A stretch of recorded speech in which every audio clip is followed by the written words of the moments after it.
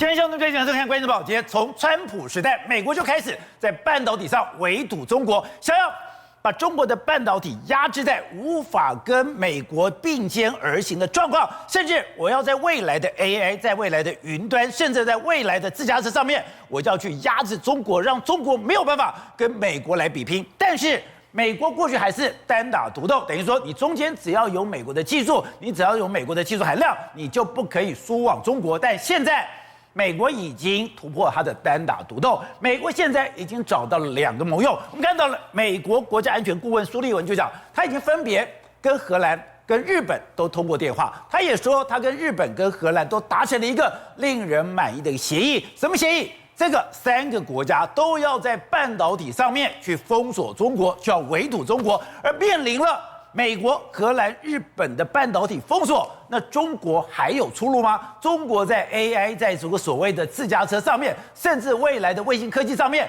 还有可能有发展的空间吗？那当然，中国也想突围。中国怎么突围？中国就找到了沙烏地阿拉伯。我们知道，美国美元它有现在独霸的天下，是因为它跟石油的计价的关系。现在中国去找的是沙烏地阿拉伯，他就跟你讲，我要跟你买很多的石油，我要跟你买很多的天然气。那这个时刻，我跟你买的石油跟天然气，我们用什么？我们用人民币来计价。但没有想到，这个消息出来以后，沙烏地阿拉伯的外交大臣就讲，我们对此一无所知。所以说，中国你钱也花了，天然气也买了，石油也买了，但你想要用人民币取代美金的企图，看起来已经变成了一场空。好，我们今天请到来宾，对台湾首位的财经专家黄教授，你好，大家好。好，这是资深媒体人王瑞德，大家好。好，第3位是时事评李正浩，大家好。好，第4位是资深媒体人姚慧珍，大家好。好，走，我们都知道说，从川普时代开始，就要对中国半导体进行了所谓的封锁，我要去压制你这个发展。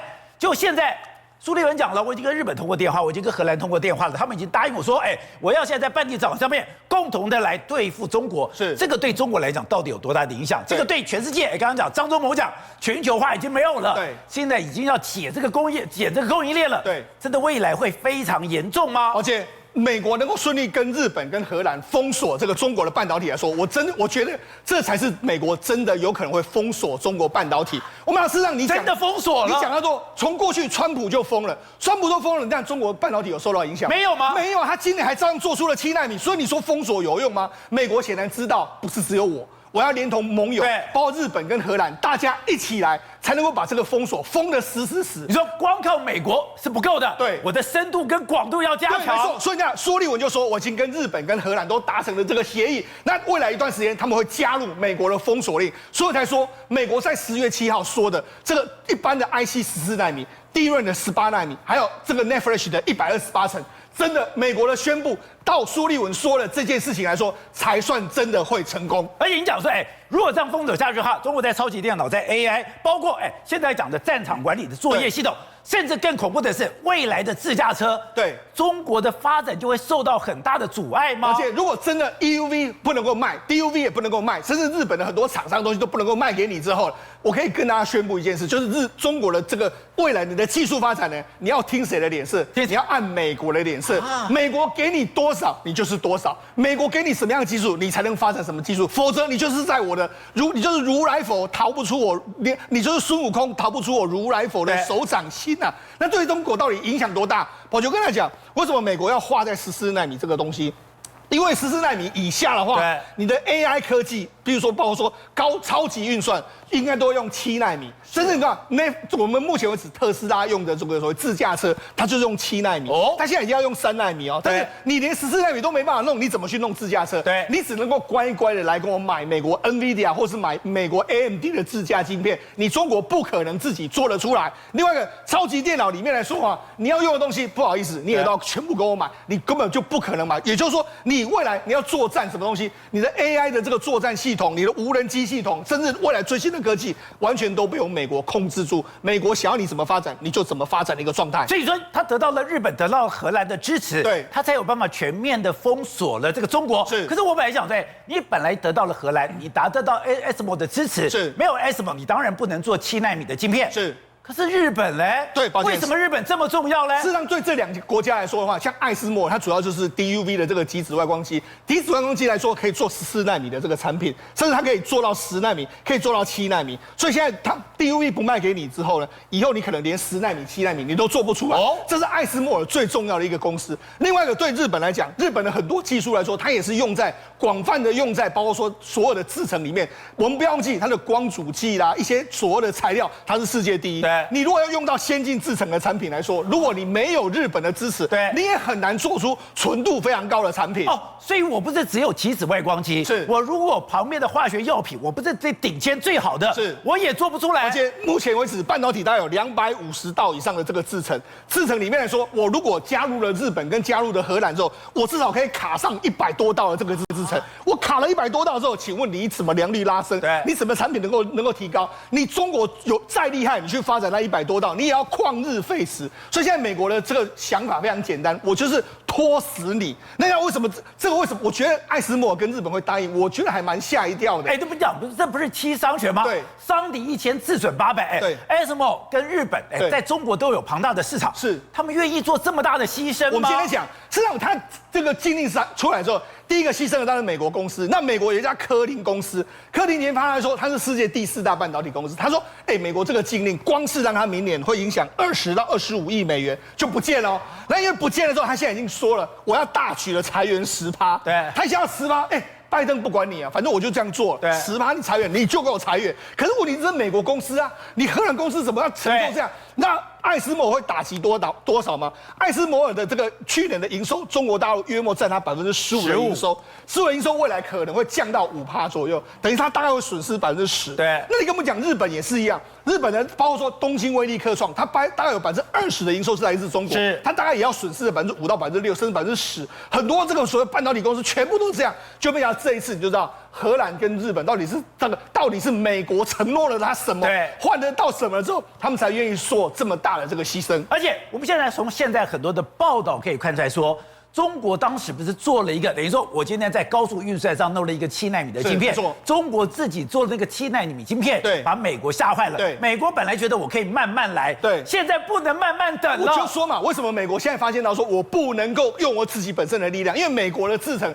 它顶多卡大概10几道，但是如果加上的日本、加上的荷兰之后，我可以卡100多道，甚至200道，这样可以真正卡死你。我们就讲为什么美国要铁了心，因为目前为止中国被他发现到了，它的中芯国际2年的时间。他用 DUV 的这个制程哦，他当然了很多制程他学台积电，因为为什么梁孟松在这里面，所以我们来说，这个事实上真的人才外流到中国是最危险的。他不管你，他抄台积电的技术，用台积电的7奈米这样去做，他做出了他办公室里面做出了7奈米的产品出来，硬做出来，硬是做出来。所以这件事情呢，本来中国中芯都没有对外宣布，他不敢对外讲，就没想到不知道为什么这个报告流到美国，美国国安顾问一看糟糕，白宫一开甚至开了这个会，所以后来才会有所谓的10月多拜登的封锁令。为什么？因为7奈米，我刚才讲7奈米你做出来之后，你在5奈米到3奈米这样的话，先进晶片都让你做，你甚至搞不好你可能比美国都还要更快做出5奈米，美国怎么可能会支持？所以美国到这个时候当然要对你痛下杀手，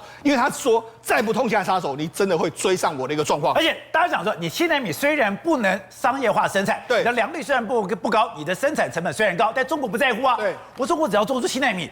我的长程导弹就可以用了，对，没错。我只要做出7奈米，是，我的战场管理就可以用了，对，没错。我只要做出7奈米，我的超级电脑就可以用了，对。我有举国之力跟你拼，对，这是美国不能忍受的。其实这个概念就跟这个台积电去美国一样，台积电去美国，它只占台积电产能2%，但对美国来说至关重要，因为美国国防工业都要用这2%晶片去做，所以中国很简单，我7奈米我不用做太多，我只要做我国防产品能够用的，5奈米也是这样，所以美国不能够接受的是你也能做出来之后，那我们两个可能差不多一样的实力的时候，我当然会被你打好玩的，所以这就是美国为什么要强力压制你的这个状况。而且从8月份，刚刚讲到的8月份传出它可以做到7奈米之后，拜登就决定痛下杀手。你看，目前为止来说，中国在今年来说，他们已经感受到相当大的寒冬。如果你用这个整个这个倒闭的这个晶片加速，你看2017年是416家，到今年为止来说，1到8月已经有3400多家，比去年全年都还要更多。对，而且目前呢是整个中国的半导体全部都断裂，倒闭的倒闭，你看全部断裂。对，很多人就说，你看我们的设备业者透露说，我们的订单数量少了20%，甚至很多这个新公司就说，我们已经找不到新的这个金主，钱都快要烧光，钱烧光了。所以对中国来说，现在是整个半导体业已经面临到可能会整体阵亡的这个状况，这么严重吗？所以我才说嘛，拜登这个苏利文这一招呢，真的是把中国掐得死死的一个状况。而且说，现在对中国来讲，还有一个非常难看是，我本来想说透过跟沙烏地阿拉伯来买油，因为油元跟美元两个是绑在一起的，是的，就没有想到沙烏地阿拉伯居然我只卖油，不愿意用人民币计价。而且习近平的想法里面都一直很简单，反正我只要用钱，没有什么办不到的事。所以他这一次去访问这个沙烏地阿拉伯，跟这些海湾国家一起签，他签了290亿美金的这个相关的投资，然后他还说了，未来呢，因为我们买那么多油，那我希望说我们的油能够用人民币计价。就没想到这些国家后来，中国报道说他们都同意，但是结果没想到人家去问沙烏地阿拉伯的外交大臣，他说我对此一无所知。然后另外沙烏地阿拉伯的人士就说，现在还不是时候，我也没听说这件事，所以只有中国单方面在说，其他全世界根本不理你。所以中国一厢情愿。对，所以告诉你什么？他这次还捅了一个大篓子，因为他跟海湾国家里面来说的话，他们有签了一个联合声明。联合声明来说，讲到说3个岛，这3个岛是阿拉伯联合大公国跟伊朗之间的3个争议。他就说，我希望沙烏地阿拉伯呢，能够用国际去把这3个岛的争议把它厘清，就让惹恼谁？伊朗。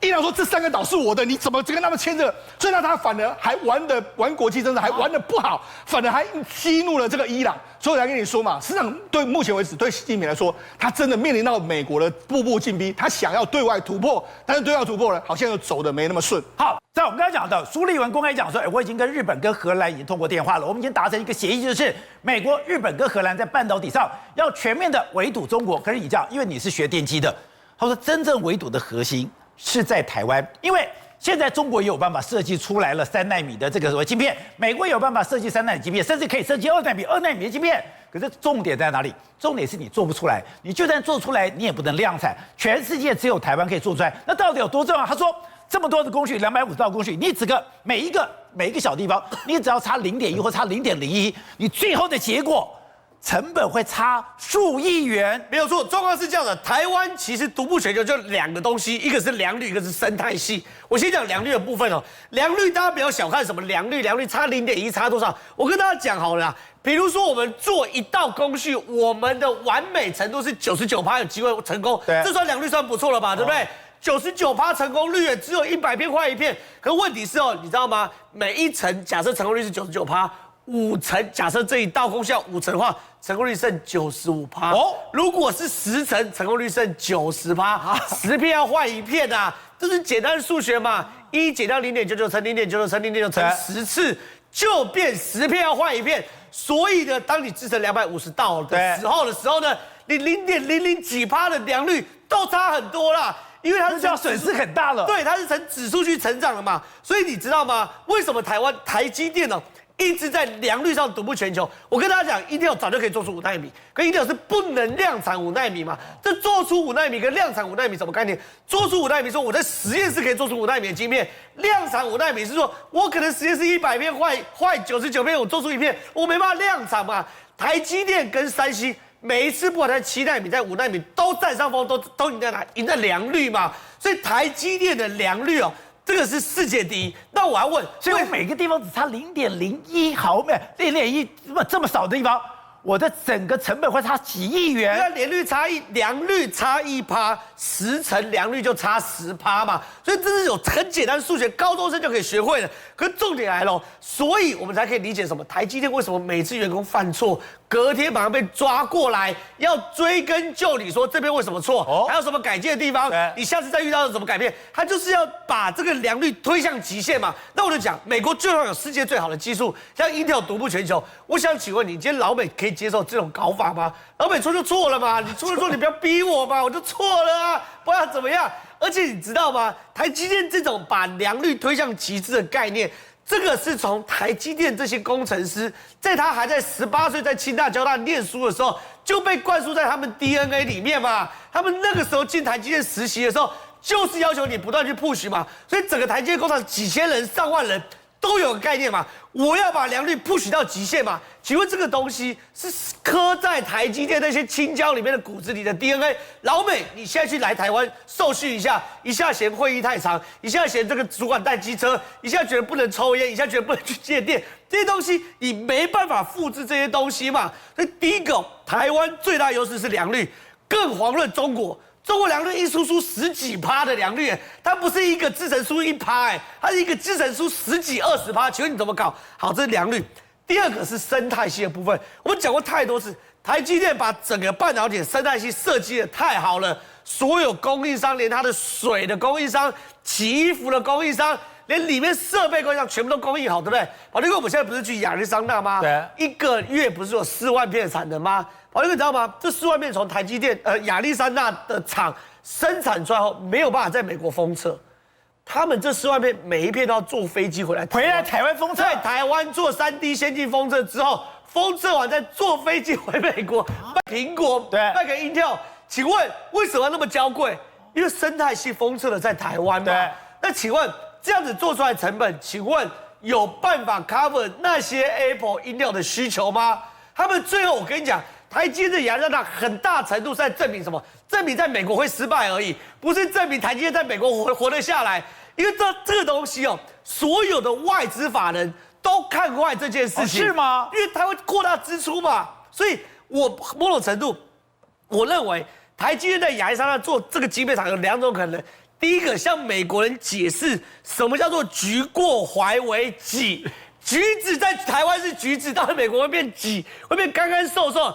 因为那个成本现在算出来嘛，每一片可能是台湾的1.5倍嘛，这么多，就1.5。那请问对你的苹果来说很简单吧？你要不要说哦，这个晶片 made in 美国，所以说我成本多卖你2000块台币嘛？没有人可以接受这种事嘛？这2000块是苹果要吸收现在号称说3奈米已经要到2万块了，那你如果再加1.5，那还得了？对啊，那你苹果要吸收这种事情吗？这是第一件事。第二件事其有战略意义，就打仗的时候，我至少美国这边还要保证美国有3、4万片的晶片，该干嘛？做武器之用，根本不是做来量产之用的嘛。所以所有几乎我问到的科技人，尤其在竹科做半导体，听到说这叫做掏空台湾，会变美积电，大家都是笑而不答。原因就是因为这个完整的生态系只有台湾才有，而且这完整生态系是台积电的努力，是台湾周边厂商的努力，协力厂商，对，协力厂商的努力，还有台清交成等等做半导体的优秀学生几10年的努力，建构了一个完整生态系，确保这个晶片在台湾长出来是变橘子，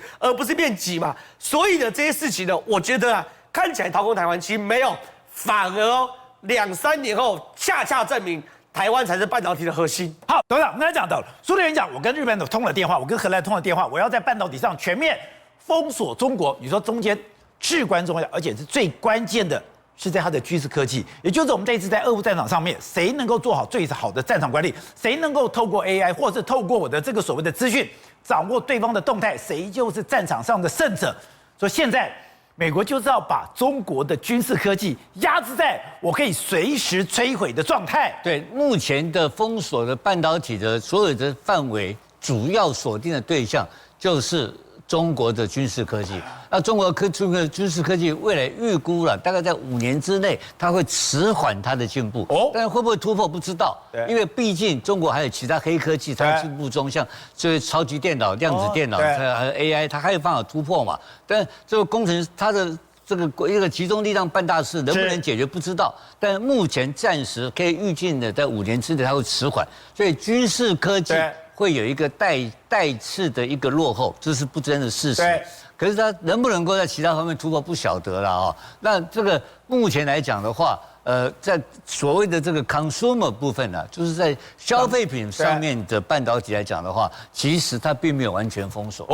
并没有完全，像苹果电脑的半导体还是可以用啊。对，苹果电脑如果说在苹果的手机，如果在鸿海的这个郑州厂生产可以用的话，它的这个它用的这些都是非常高精密度的半导体嘛，那还是一样可以用啊，所以它并没有封锁嘛，对不对？但是主要的是在军事上面的应用。在军事上卡住了以后，中国的战场管理，它的整个飞弹的精准度就会受到影响了吗？人力大幅度衰退嘛，人力一定大幅度衰退。你看到它目前，你看从俄乌战场上看到的所有俄罗斯有关所谓的精密制导的飞弹的打击能力来讲的话，它的范围就变成原来我这个可能是5公尺，你就可能变50公尺，甚至变成更大的面积。那它的效果跟对象目标完全都不一样了。那这个部分是最具体的事情。好，瑞德，刚才讲到的。现在美国要对付中国，当然不是单打独斗，他以前就找了日本、找了荷兰，在这个所谓的半导体上我要结盟。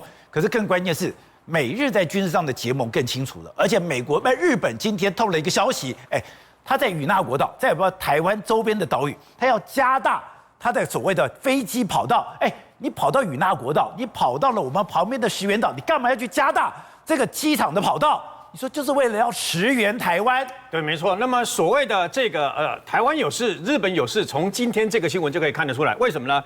因为16号，也就是再过几天，16号日本将通过国家安全保障战略最简单的方式就是，那么相当的修改他们的这个等于说法律了以后呢，日本以后就可以拥有射程超过500公里以上的飞弹，他们可以反击。所以现在日本打算干什么事？他们在与那国岛、在宫古岛、在新石垣岛这些岛，全部把他们的跑道加长之外呢，还把它垫厚。为什么要垫厚？跟各位解释一下。飞机有重量，对不对？对。所以呢，以后是日本有购买的总共购买了147架的这个 F-35啊 ，F-35A 的话呢，它需要够长的这个相关的跑道，所以呢，把跑道全部在这个与那国岛这些跑道本来就有机场，把机场更延伸，所以让这个飞机呢跑到更长之外，所以可以起降 F-35A。那甚至于在有些机场呢，直接把跑道垫厚啊。为什么要垫厚？因为 F-35B 它不是可以随时升降吗？对。但它可以垂直升降的时候呢，还是需要大概几十公尺、快100公尺左右的跑道之外，它垂直升降的时候，它的引擎的火会烧到这个相关的跑道。对。所以它必须把它垫厚、加厚。所以日本正在做这件事情，因应整个琉球群岛以南过来的这些相关的岛屿呢，它的机场可以大量的停泊这个所谓的 F-35A、F-35B 都可以大量部署在这个地方。那 F-35呢，事实上台湾没有嘛，但台湾有一个 F-35啊，可以跟它一起搭配的叫 F-16。对，所以 F-16事实上上面的仪表板跟 F-35其实是可以共通的。我们是可以共通的，你知道吗？我们现在 F-16V 的仪表板是跟 F-35可以通了。对，也就是说到时候 F-35必要的时候，事实上是可以协同 F-16作战的所以因为我们都是美方的这个美军的规格啊。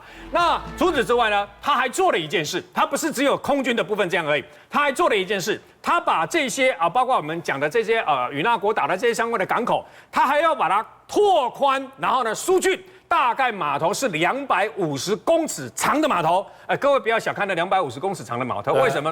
专门锁定日本新的，包括它的这个神盾舰包括它日本海上自卫队的神盾舰包括它日本海上这个等于说保安厅的相关的巡视舰，全部都可以停在这个地方。然后呢，他还做了一件，都可以停是干嘛？军舰就可以靠近，都可以停泊在这个地方嘛。接近台湾。对，那除此之外呢，那么不是只有这样而已，必要的时候呢，他们现在全部打算拿出这个等于说8000多亿这个日币出来呢，添购14架的全新的这个运输机，也就是这些运输机到时候你可以载着人来嘛，那有机场你就可以停泊在机场，没有机场跳伞啊，直接就跳伞，你知道吗？所以呢，他们在陆海空的部分呢，陆就是进来了以后，直接把这个相关的部队，自卫队的部队呢，放在这几个岛，与那国岛啦、宫古岛，这上面都有什么？都有部队，然后雷达站全部都弄上去了。它的雷达站刚好跟我们台湾是互相 cover 的，你知道吗？两边刚好重复。我们的敌人只有一个，中国，就是中国。那除此之外呢，日本没有意外的话，也即将在16号呢正式通过什么呢？他们会向美国购买500枚的这个所谓的战斧巡弋飞弹。那过去日本的飞弹呢，了不起射程这个100-200公里的那个等于对海的海战的这个相关飞弹，对舰的飞弹嘛。他们现在呢，向日本购买战斧了以后呢，射程大幅度提升，可以直接打到中国去。那以前日本宪法是规定是不可以嘛？对，修改了以后呢，就是站在保卫日本国土的相关的这个等于说那个基础上面，你买这些飞弹不是为了攻击，是为了自保。所以呢，如果有人要向日本发射飞弹，我可以直接打击救援打击，把他的日本那个发射站直接打掉。是，这就是500枚的这个巡弋飞弹，那重要的一个地方啊，12式的飞弹，一口气现在正在这个紧锣密鼓啊，12式的飞弹守住，跟我们刚好我们两个像个犄角一样。刚好在这个所谓的宫古海峡这个地方呢，那么南北台湾跟日本的两边呢，互相的夹击了以后呢，射程甚至于高达1000公里，它要慢慢来，200、500，然后呢800、1000公里，但是它的总枚数会高达快要1000枚。那它这1000枚锁定了，讲白了，跟台湾都是同样的一个敌人。好，辉生，当然讲的。现在因为白纸革命的关系，或者他内部经济的关系，现在刚刚讲的习近平当然就做了一个非常快速的放宽。今天就讲，今天很多的这个 QR code， 你今天很多的所谓的条码都已经要取消了。可没想到取消之后，取消太快了，取消之后居然没有对应的策略。看到了《经济学人》居然怎么形容？《经济学人》形容说，这像什么？像一个森林大火般的灾难在中国蔓延了，甚至有人用核冬天、核爆式的一个发展、疫情发展在中国来形容现在中国的整个状况哦。那到底为什么？其实举一个例子来讲，以那个北京来讲，他们竟然在12月11号的时候，一天发烧的病例来到了1万多例啊！所以呢，是原本的16倍以上，所以他们就会认为说，这实在是太恐怖了。这样的发烧人口1个礼拜增加16倍，增加16倍，所以对他们来讲，而且光是电话进来涌进了在3万多通的电话，所以现在整个中国虽然是解封了，你在路上其实很少看到人潮。你现在看到这些是干嘛？竟然是因为发烧要去看病的人，竟然在排门诊，排到这么长，这是非常非常恐怖的。光到目前，我发烧都已经不舒服了，在寒冷的天气，我还要排队。还有你刚刚看那些店面，你看到那些车子。空无一人，人都跑到诊所了，全部都跑到诊所。你知道现在北京是零下6度的情况之下，你已经发烧，你还在那边排，你知道排多久吗？他们说至少要排6个小时。天哪，很可怕。然后光电话打了3万多通，怎么样都弄不进去。结果后来呢，他们就会发现说，这个不仅是去看医生排不到，连买药都买不到。那现在你刚刚提到的空无一人，其实有很大一个状况是什么？就是其实他们那个快递啊，这一些物流都没有补上货，所以呢人潮也都没有出来。那没有出来，大家又怕疫情整个大爆发的情况之下会因此而感染，这都是他送货的地点集散点。没人可以拿货，完全没有人拿货，因为很多送快递的人自己竟然都已经确诊了，然后或者是说有人目前为止没有确诊，但他很害怕说他去送了快递之后会被感染。那因为现在连药都买不到一个情况之下，这么多快递，对，所有货就全部都丢在这里，没有办法去送货，所以人家会想说，其实奇怪，现在中国不是解封了吗？对，怎么整个情况乱象跟那个没有解封之前是一模一样？连张兰都感染了，这超好笑。他本来是在网络上就卖那个相关的什么那个 COVID-19 的药，就卖着自己都确诊之后还跟你讲说，哎呀我确诊，但我吃这个有效啊，所以就用这种方式来继续卖。他确诊了还可以卖药哦，变成是亲身经历，你知道吗？就真人试验，所以你就会知道说这个人真的是哦。哎呀，就是为了爱钱这件事情，连命都不怕，急色啊，真的是。然后呢，就他还讲说，其实现在是这样，就算是有一个北京人，女生，她用所谓的教科式的一个防疫结果，结果第2天还是一样确诊。所以他们现在就说，现在中国其实真正的 COVID-19 的考验才要来，因为什么？因为现在已经开始没有所谓的清零政策，这种情况之下，大家反而不敢出门。我拿着牙签，我去戳这个电梯的这个按钮。我在完全不碰触任何东西，而且我在随时去用酒精喷我的手，他也感染了，超好笑。有人就好像在喷东西，边走边喷，他还是确诊。结果后来现在整个疫情已经夸张到什么地步？刚刚讲北京要排6个小时才看得到病，现在是武汉情况是怎么样？整个医院人满为患呐！但是这个人真的生病，你知道怎么？他在车子里面吊点滴，所以呢他就说没有关系，你赶快帮我打针，我人在我自己的车里面都没关系。你看那个车子，豪宅看也是个房车，应该也是个有钱人，就在里面打点滴，坐在里面打点滴啊！再有钱，竟然在武汉也没有办法排到一张病床，你就知道现在对于中国来讲，整个疫情的考验才真正开始。然后呢，断崖式的一个情况之下，搞得什么？人家就说，哎呀，北京是这样子，封控时候在抢白菜，解封之后再抢药，所以呢，你看完全没有一个人，为什么没有人？现在不是解封了吗？为什么没有人？因为我家里没有药，我怕我确诊，所以我不敢出门。只要不出门，就应该不会确诊。所以他们讲说，现在买药的这种浪潮，竟然已经